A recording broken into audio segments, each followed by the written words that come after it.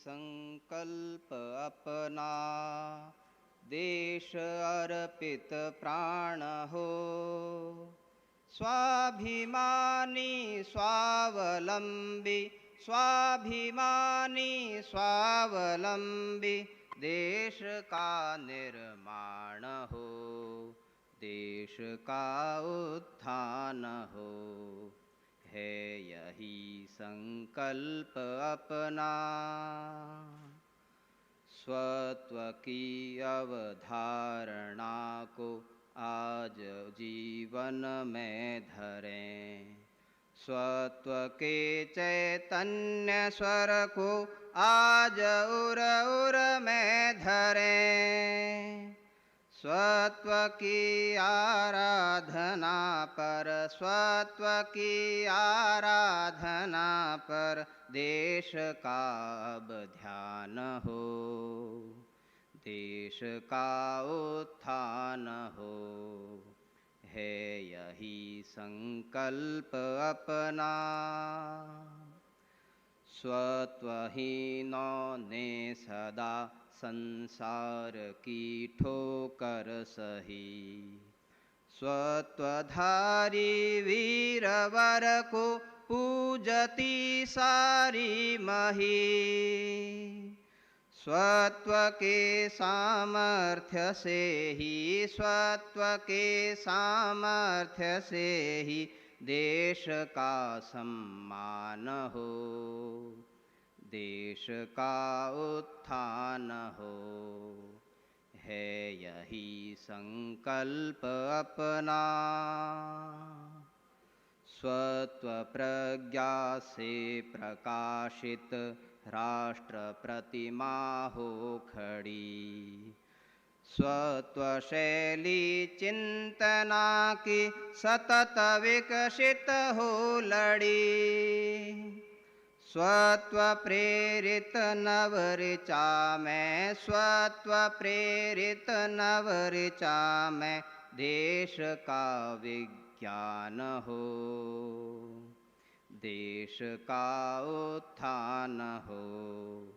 है यही संकल्प अपना, स्वत्वनिष्ठा श्रम प्रतिष्ठा को करें स्वीकार हम।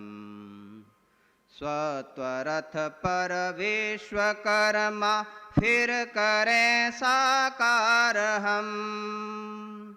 स्वत्वरचना दिव्य सुंदर, स्वत्वरचना दिव्य सुंदर, देश भव्य महान हो, देश का उत्थान हो।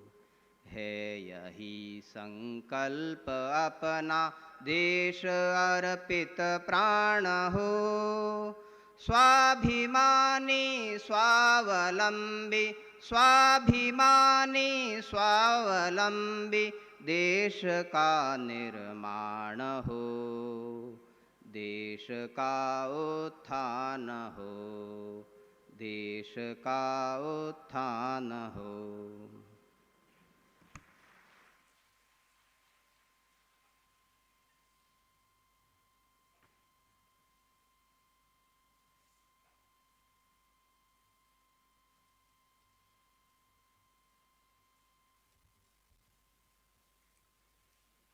परम श्रद्धेय संतवृंद,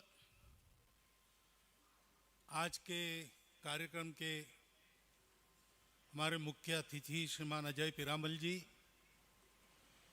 जिनका ओजस्वी आशीर्वचन हमको प्राप्त हुआ, ऐसे उमेशनाथ जी महाराज,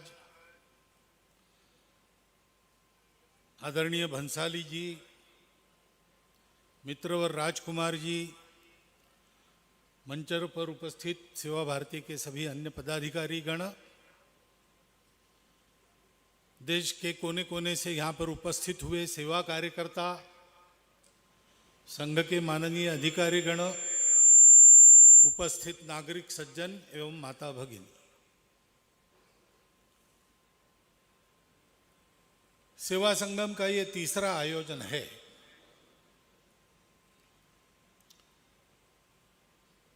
संघ के स्वयंसेवक स्वभावतः सेवा पहले से करते हैं। संघ स्थापना के समय से ही, और संघ के मूल में डॉक्टर हेडगेवार स्वयं है, बीज रूप है, तो उनके जीवन में उसके पहले से ही जहां जहां समाज में कोई आवश्यकता है, अभाव की पूर्ति करने की बात है, वहां वहां दौड़कर अपनी शक्ति लगाना ये था ही। और इसलिए जगह जगह संघ के स्वयंसेवक अपनी शक्ति बुद्धि अनुसार सेवा कर रहे थे। डॉक्टर हेडगेवार की जन्म शताब्दी के समय ऐसा सोचा गया कि देश भर में इतना सारा काम हो रहा है तो उसको एक व्यवस्था में लाएं और उसके आधार पर उस कार्य का और विस्तार करें। तब से संघ में और सेवा विभाग के कार्य का प्रारंभ हुआ। कुछ वर्ष पश्चात औपचारिक सेवा विभाग भी बन गया।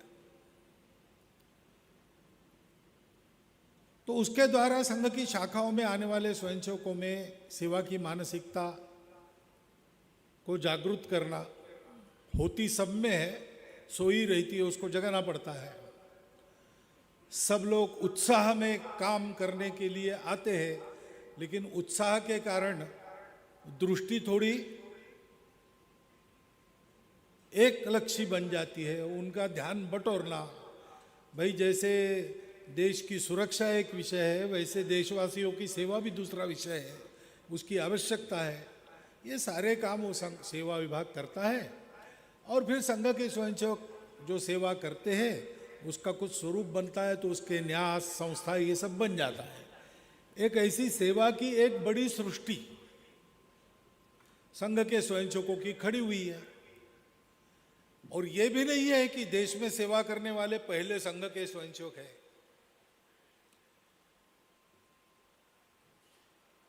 हमारे देश में ये सेवा का मंत्र तो पहले से दिया गया है। अभी एक बार ऐसा सोचा गया कि सेवा कहने के बाद, सर्विस एक्टिविटी ऐसा कहने के बाद सामान्यतः देश के प्रबुद्ध जन मिशनरियों का नाम लेते हैं।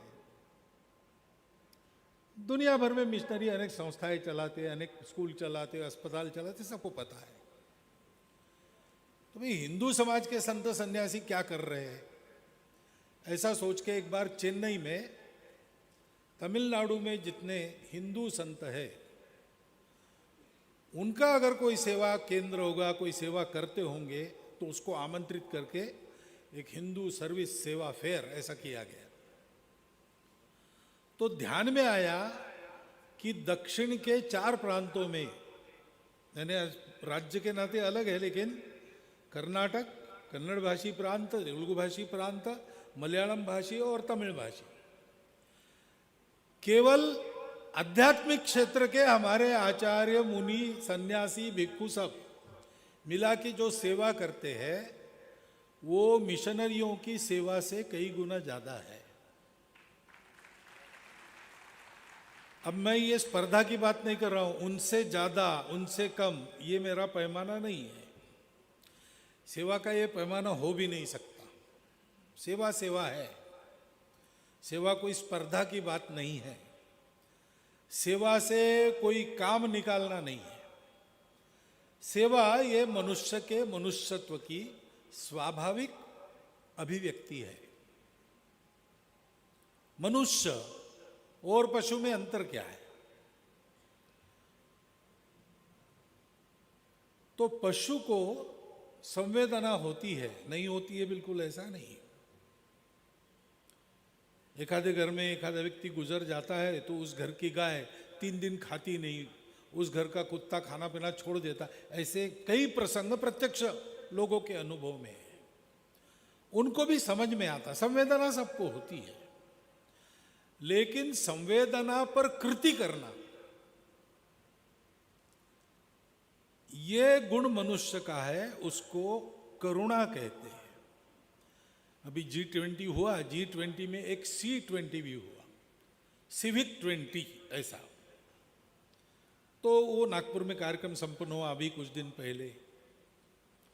उसमें हमारे देश के नोबेल पुरस्कार विजेता कैलाश सत्यार्थी जी आए थे, विवेकानंद केंद्र की उपाध्यक्षा निवेदिता भिड़ी जी आई थी। तो वहाँ आए थे तो सत्यार्थी जी हमारे उत्सव में अध्यक्ष के नाते आए थे। निवेदिता जी का घर संघ का है, तो ये लोग मिले वहाँ नागपुर में, मैं भी था उस दिन। क्या हुआ G20 में, अमृतानंद माता जी का कीनोट एड्रेस हुआ, उनकी अध्यक्षता C20 के लिए थी। तो उन्होंने और कैलाश जी ने ये विषय रखा वहाँ पे कि हम ग्लोबलाइजेशन की बात करते हैं तो हमको करुणा का भी ग्लोबलाइजेशन करना चाहिए, यानी संपूर्ण विश्व में करुणा ये कुछ करने का आधार होना चाहिए। अंतर्राष्ट्रीय संबंधों में भी करुणा ये आधार होना चाहिए। और उसको बताते समय तीनों ने ऐसा कहा कि केवल संवेदना से काम नहीं चलता, तो संवेदना के आधार पर कृति होनी चाहिए। अगर किसी का दुख मुझे दुख रहा है, उससे मैं दुखी होता हूं, अच्छी बात है, लेकिन केवल दुखी होने से काम नहीं चलता। उस दुख का इलाज करने के लिए हमको दौड़ना चाहिए। ये करुणा है, और इस करुणा को हमारे यहाँ धर्म के 4 पैरों में एक स्थान दिया है। सत्य के बाद करुणा का स्थान है। सत्य, करुणा, शुचिता, उपेक्षा, ऐसे 4 पैर कहे जाते हैं। उसमें सत्य के बाद करुणा है, क्योंकि ये करुणा भी सत्य की तार्किक परिणति है, लॉजिकल कंक्लूजन है। क्योंकि सत्य क्या है? हम सब एक ही तत्व से अनुप्राणित है। अगर हम सब एक है अंदर से, तो मैं अकेला सुखी हूं, बाकी दुखी है, ये मुझसे देखा नहीं जाएगा। जैसे पीरामल जी ने कहा कि मुझे जो कुछ मिला है वो सबको देने के लिए मिला है।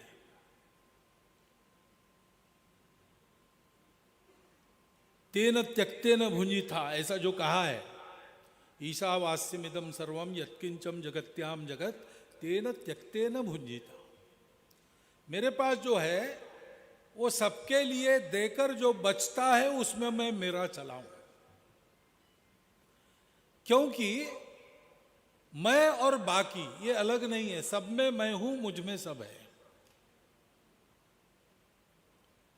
सेवा जैसे मनुष्यता की स्वाभाविक अनुभूति है, वैसे सेवा इस सत्य की प्रत्यक्ष अनुभूति है। इस भाव से सेवा होनी चाहिए। इस भाव से जब सेवा होती है तो हमारे देश में वो समरसता का साधन होता है, होना चाहिए। इतने सारी सेवा संघ के स्वयंसेवक कर रहे हैं, किसके लिए कर रहे हैं? तो हमारे देश में सब लोग मिलकर हमारा राष्ट्र है, समाज है। हम सब लोग समाज के अंग है, हम सब मिलकर समाज है। एक नहीं है तो हम अधूरे हो जाएंगे, और सब एक दूसरे के साथ है तब हम पूर्ण बन जाएंगे। लेकिन दुर्भाग्य से यह परिस्थिति आई है। कारण क्या है? क्यों है? चिकित्सा करने वाले करे, लेकिन हमको परिस्थिति नहीं चाहिए, हमको ये विषमता नहीं चाहिए। हम सब एक राष्ट्र पुरुष के अंग होने के नाते अपने अपने स्थान पर अपना अपना काम करते होंगे। काम के अनुसार रूप रंग निराला होता होगा, जैसे शरीर के अंगों का होता है, लेकिन हम सब में एक ही प्राण है। और ये पता चलना चाहिए, अगर पैरों में सुई चुभी तो जैसे शरीर के सारे अंग उस क्षण में केवल जहां सुई चुभी है उसी का विचार करते हैं। उस समय दूसरी बात ध्यान में नहीं आती है, तुरंत आके उधर जाती है। तुरंत हाथ देखते हैं कहां से क्या निकालना है, कुछ काटा वाटा है क्या जो निकालना है। सारा शरीर उस एक वहां के दुख की संवेदना से साथ केवल एक रूप नहीं होता, कुछ करने जाता है। समाज का ऐसे ही होना चाहिए। समाज का एक अंग उपेक्षित है, दुबला है, उसको नीचे का स्थान है, ये कैसे हो सकता है भाई? अगर किसी शरीर का एक अंग दुबला है, पीछे है, उसको पीछे रह दिया गया है, तो उस शरीर को स्वस्थ शरीर नहीं कहते, कहते कि पैरालिटिक है, पैर सुन्न हो गया है, उसको वैसे ही खींच रहा है। अपने देश को अच्छा देश बनाना है, विश्वगुरु बनाना है, इसका मतलब वो सर्वांग परिपूर्ण होना चाहिए, उसका प्रत्येक अंग सामर्थ्य संपन्न होना चाहिए। तो समाज में अभी इसकी आवश्यकता है, तो हमको करना है। क्यों करना है? इसलिए कि वो समाज मेरा अपना है, मेरे अंदर उस सारे समाज का एक छोटा सा रूप है, और संपूर्ण समाज में मैं अपने आप को देखता हूं। ये हमारा सत्य है। उस सत्य के आधार पर यह सेवा है, सहज सेवा है। संकल्प है तो यह है कि मेरे समाज का, मेरे राष्ट्र का कोई अंग में दुर्बल, पिछड़ा, नीचा नहीं रहने दूंगा। वो मेरे जैसा ही है। कार्य के बंटवारे में उसका मेरा कुछ अलग हो सकता है, लेकिन हम समान हैं। मेरा कार्य जितना महत्वपूर्ण और उच्च अवस्था का है, वैसा उसका भी काम उतना ही उच्च, उतना ही महत्वपूर्ण है। श्रम की प्रतिष्ठा सर्वत्र है और कोई भेद नहीं। धीरे धीरे बढ़ना पड़ेगा। महाराज जी ने जो कहा है ना, एक एक बात बहुत स्पष्ट कही है उन्होंने। आपको क्या लगा मुझे पता नहीं, तालियां तो आप बजा रहे थे, लेकिन जो कहा है वो एक एक बात सत्य है, और उसका विचार करके उसके अनुसार ही आज ना कल हमको चलना ही पड़ेगा। हम प्रयास कर रहे हैं आज ही वो हो जाए, क्योंकि वही सब स्वस्थ समाज का लक्ष्य है। सेवा स्वस्थ समाज को बनाती है, लेकिन स्वस्थ समाज को बनाने के लिए वो पहले हमको स्वस्थ करती है। सेवा करते हैं तो लगता है हम कुछ कर रहे हैं, किसी का भला होते हुए देखता है तो मन में थोड़ा सा तो आता ही है, मैंने किया तो देखो कितना अच्छा हो गया। अच्छा हो गया ये तो ठीक ही है, होना भी चाहिए, उसका आनंद भी है। मैंने किया इसका विशेष आनंद रहता है। मैंने भी किया, थोड़ा सा अहंकार आ जाता है। लेकिन जब सेवा करते रहते हैं ना, तो ऐसी अनुभूति देता है, जिसकी सेवा करते वही देता है, कि हमारा वो अहंकार चूर चूर हो जाता है। एक छात्रावास चल रहा है, वनवासी लोगों का छात्रावास।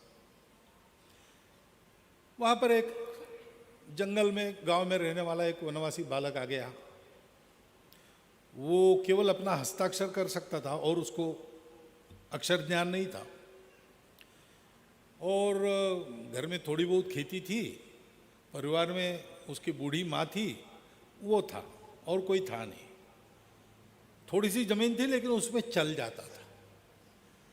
लेकिन थोड़ा और, क्योंकि जमीन होने के कारण चावल तो मिल जाता था, सब्जी वब्जी उगा लेते थे, जंगल में रहते तो जंगल में भी बहुत कुछ मिलता है।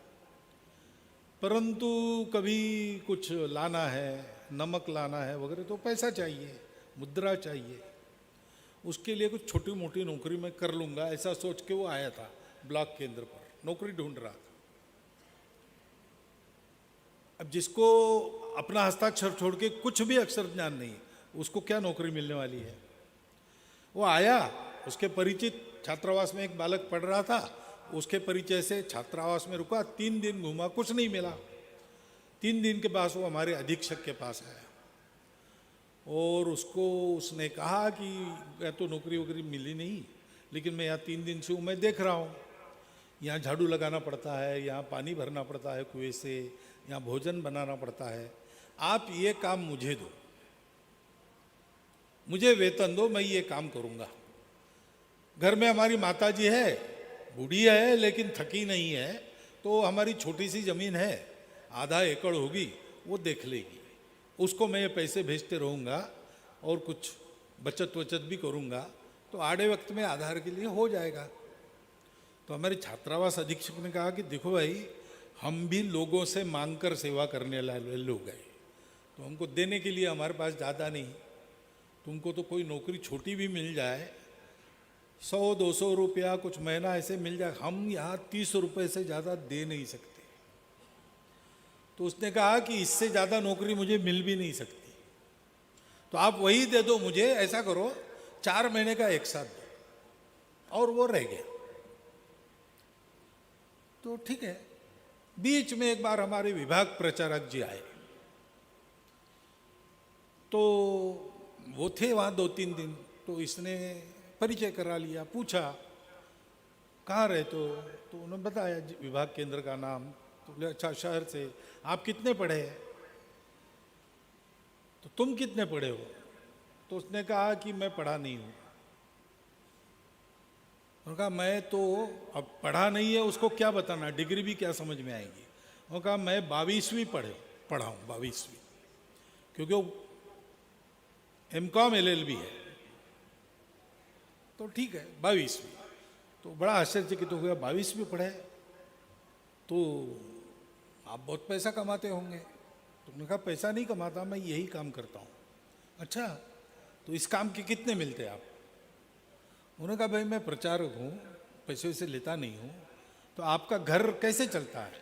तो मेरा घर नहीं है, माता पिता वगैरह है, भाई है, उनकी घर गृहस्थी, मैंने विवाह ही नहीं किया। क्यों नहीं किया? ये काम करना है इसलिए। ये काम क्यों कर रहे हैं आप बिना कुछ पैसे के? और तो कहा देखो ये अपना समाज है, उसके लिए काम करना। उस प्रचारक ने मुझे बताया कि ऐसा उसको बताया, तो वो सोचने लगा, तो मुझे बड़ा आनंद लगा कि कहीं ना कहीं अपने त्याग की कोई कदर है। और मैं ऐसा करता हूँ तो लोग सोचते हैं मेरे जीवन को देखकर ये बहुत अच्छी बात है।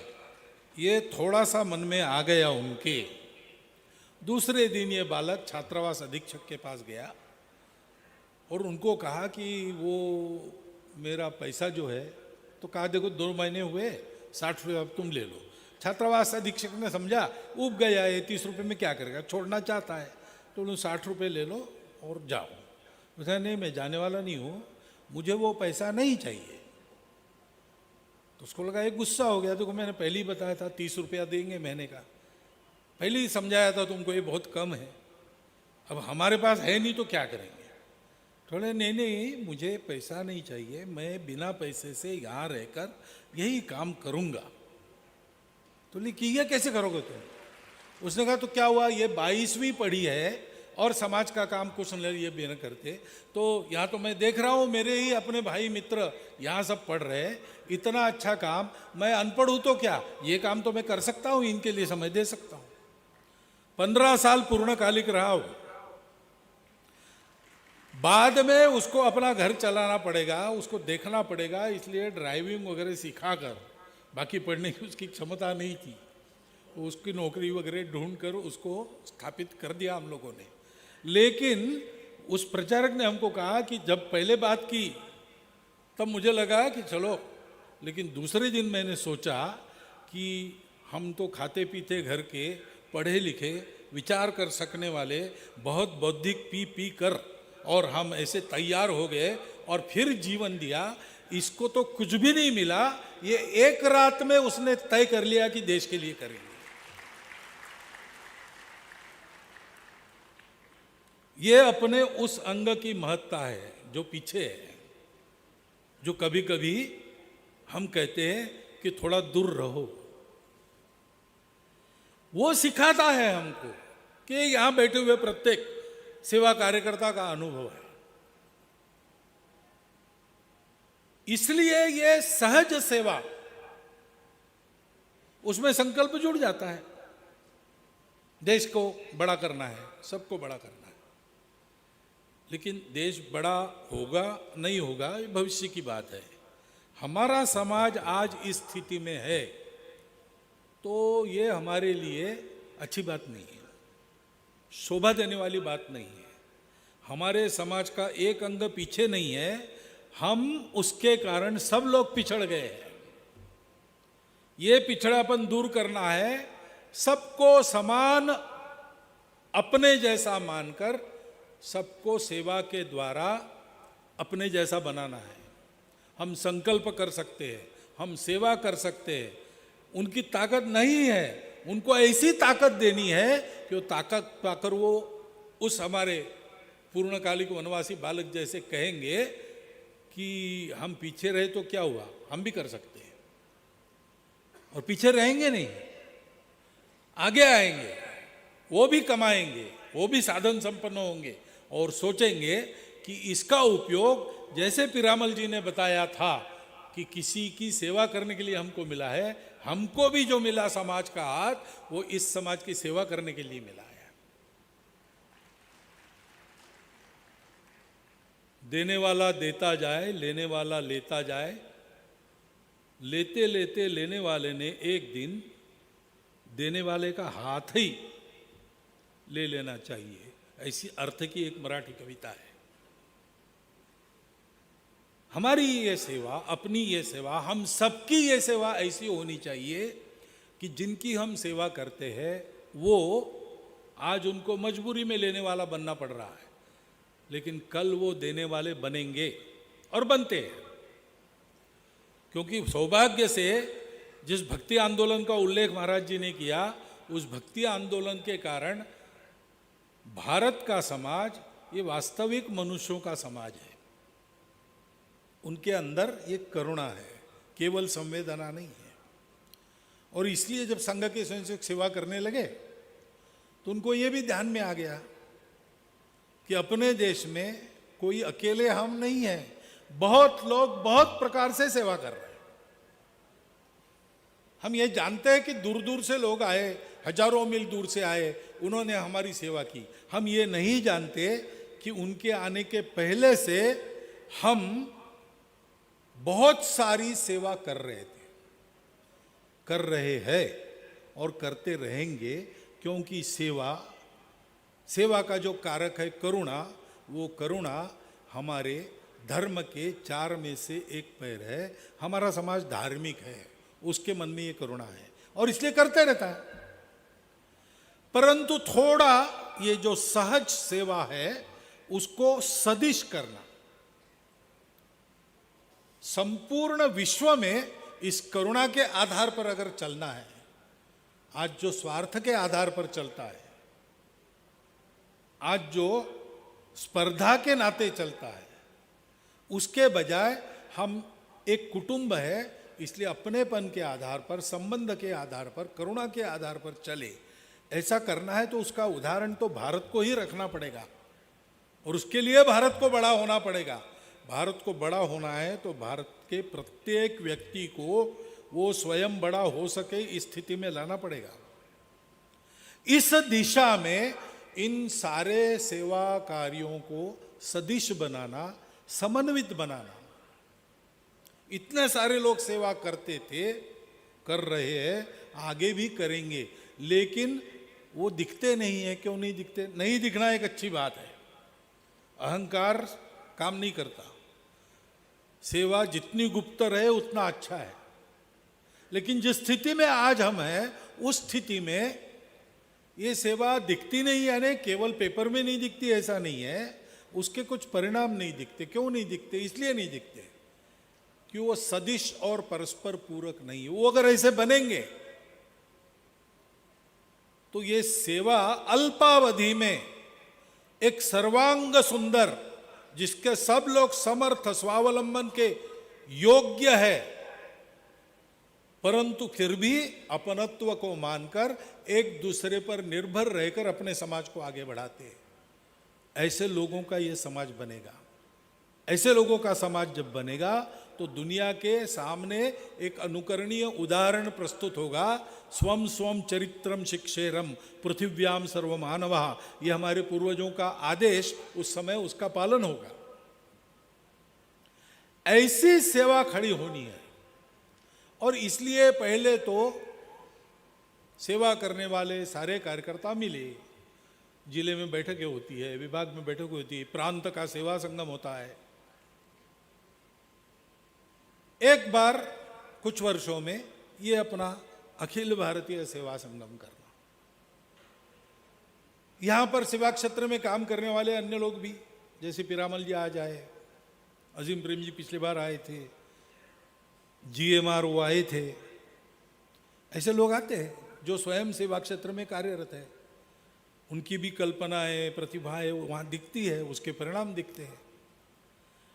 और फिर सर्वत्र सेवा करने वाले लोगों से संपर्क साधकर एक सबका मिलके सेवा संगम कभी कभी करना, अपने क्षेत्र में विकेंद्रित रूप से, अखिल भारतीय रूप से करने के लिए पर्याप्त जगह आज अपने भारत में कहीं नहीं है। इतना बड़ा वो होगा और इसलिए उसको जरा विकेंद्रित तौर पर प्रांत विभाग स्तर पर करना, इस प्रकार का उपक्रम कुछ वर्षों से चल रहा है। सेवितों में सिंहत्व जगाने का उद्देश्य लेकर अपनों की सेवा करने के भाव से, सेवा से उनका जो लाभ होगा होगा, वो होता ही है, लेकिन हमारे तन मन की शुद्धि होगी, सत्य के आधार पर सेवा कर रहे करुणा से, तो शुचिता प्राप्त होगी। उसके लिए ये तपश्चर्या, सेवा को भी धर्म कहा है ना, सेवा धर्मो परम गहना, उसका आचरण स्वयंसेवक कर रहे हैं। और केवल आचरण कर रहे ऐसा नहीं, इसको सर्वव्यापी बनाने का संकल्प है। अपने समाज में इसकी आवश्यकता न रहे ऐसा वो बनते तक इसको करना है, और बाद में इन सेवाओं को सारी दुनिया भर में देना है। आज भी देते हैं हिंदू समाज के लोग, संपूर्ण दुनिया में जहां जहां है वहां से, वहां के तात्कालिक संकटों में अथवा वहां के सदा के अभाव में वहां के लोगों की सेवा करना उन्होंने प्रारंभ कर दिया है। और इसलिए इस प्रकार का ये सेवा संगम हमारी दृष्टि को ऐसा विस्तारित करने वाला बने। हम लोग क्या क्या कर रहे हैं, कैसा कर रहे हैं, ये देखकर हमारी कल्पनाओं को चालना मिले। हमारे ध्यान में नए नए क्षेत्र आ जाए जहां हम अभी तक पहुंचे नहीं। बहुत वर्ष पहले ऐसा ही अपने समाज का एक उपेक्षित वर्ग, कम से कम जिनको हम आज वो पीछे है ऐसा कहते हैं, उनका कहीं पर नाम है, रेशन कार्ड है, मतदाता सूची में नाम, कहीं ना कहीं उनका पता चलता है कि वो है। लेकिन अपने समाज का एक बहुत बड़ा वर्ग ऐसा आज भी थोड़ा है कि उनका नाम ही नहीं है। एक जगह रहते नहीं, घुमंतु है, इसलिए डोमिसाइल नहीं है, डोमिसाइल नहीं इसलिए रेशन कार्ड नहीं, वोट नहीं, कुछ नहीं, वो है।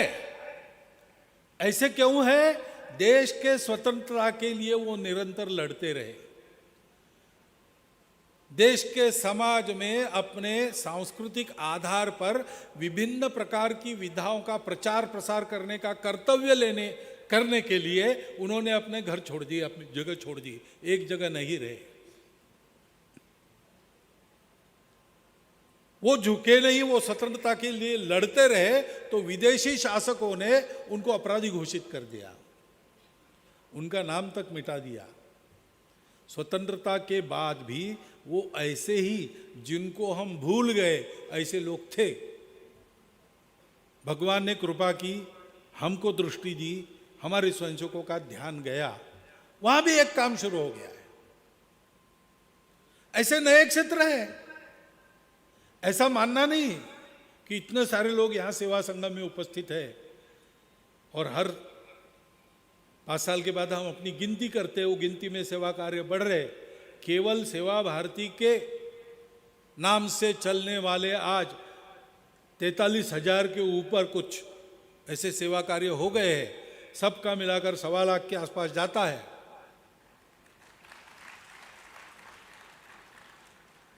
और बहुत से काम है जिसको बाहर सेवा कहा जाता है, लेकिन हम उसको सेवा में नहीं गिनते। ये भी सब स्वयंसेवक कर रहे हैं। बहुत प्रचंड व्याप है, परंतु फिर भी अपना देश, अपना समाज उससे बहुत बड़ा विस्तारित है। अभी भी बहुत करना बाकी है, वो भी ध्यान में आ जाए और एक उत्साह लेके हम उस तरफ चले।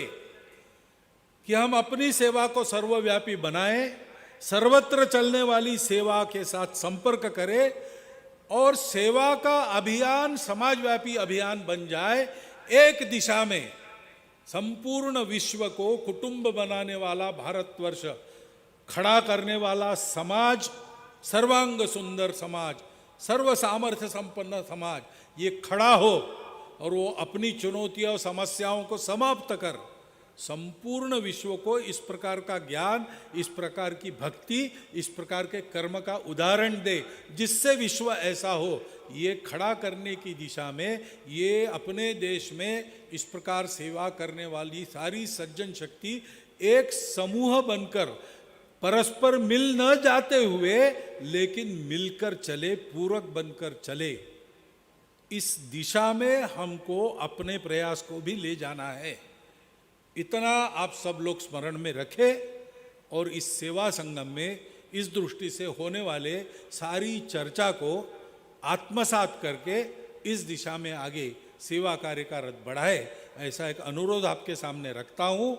और यहाँ पर आए सभी महानुभाव, संत सज्जन, हमारे मुख्य अतिथि जी, स्वामी जी, इन सबको प्रणाम कृतज्ञता पूर्वक करता हुआ मेरे 4 शब्द समाप्त कर